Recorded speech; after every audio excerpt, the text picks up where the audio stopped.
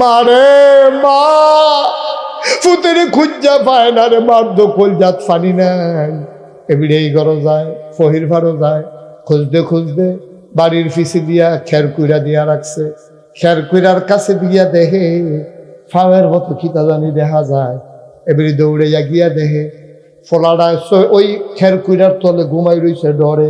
সারা রাত দিন যেও ঘুমা, দৌড়াদৌড়ি করছে, সারা দিন আর বড় খাইছে অবা। তেহেন যাইয়া বইছে, বোয়ার ভিতরে ঘুমাই লাইছে। মাথাটা গেছে গা খের কুইরার তলে, ফাওটা বাড়ি রইছে মশায় বেঙ্গুলের মতো কামড়াইতে আছে। এবারে টান দিয়া চিল্লান দিয়া বুকটার লগে মিশাইয়া দইরা রে। এবারে তাড়াতাড়ি নিয়ে গরম পানি দিয়া গোসল করাইছে। কুলডার ভিতরে বোয়াইয়া লোকমা দেয় আর কান্দে। কই তুই তো কই গেছে তুই? আম্মা তুমি দিয়ে আমারে ডর দেখাইলা, তুমি না আমারে দেখাইলা মারবা। আমি আম্মা ডরাইছি গো, আমি না তোর মা রে।